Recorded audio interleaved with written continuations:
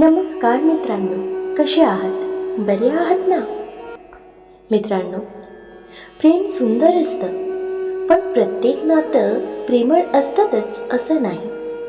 काही नाती आपल्याला जपतात, तर काही नाती आपल्याला हळूहळू तोडत जातात. सुरुवातीला सगळं परफेक्ट वाटतं, पण कालांतराने आपण स्वतःलाच हरवू लागतो. आज आपण जाणून घेणार आहोत टॉक्सिक नात्याची 5 लाल निशाणे, जी वेळेत ओळखली नाहीत तर तुमचं मन, आत्मविश्वास आणि आनंद सगळंच हिरावून घेऊ शकतात. नमस्कार मंडळी, मी चित्रा, तुमच्यासाठी प्रेरणेचा नवा आवाज.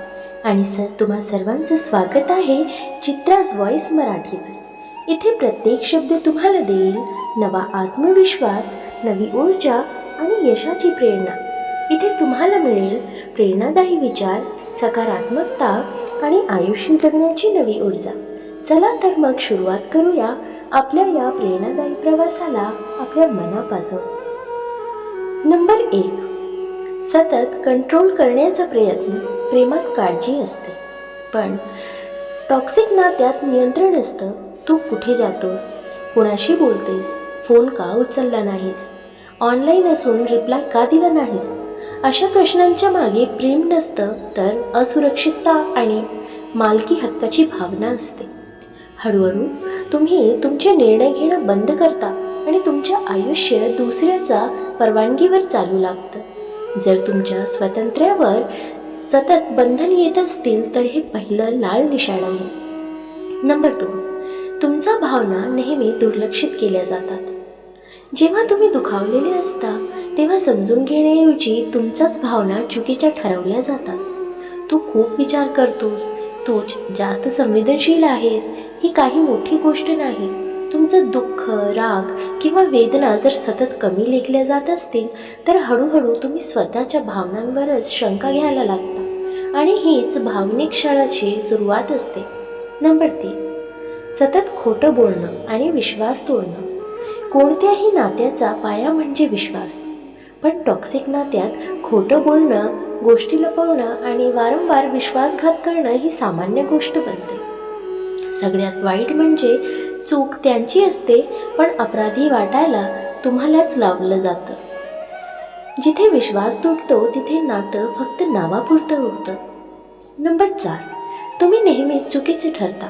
वाद झाला की चूक कोणाचीही असो, शेवटी दोष तुमच्यावरच येतो. माफी तुम्ही मागता, समजून तुम्ही काढता, तडजोड तुम्ही करता आणि समोरची व्यक्ती कधीच जबाबदारी घेत नाही.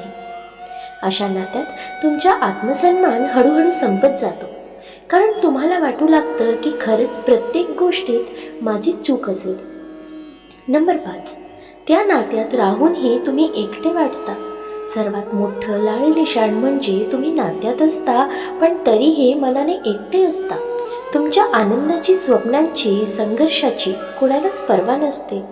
तुम्ही सतत प्रेम शोधत राहता, पण बदल्यात मिळते फक्त उपेक्षा.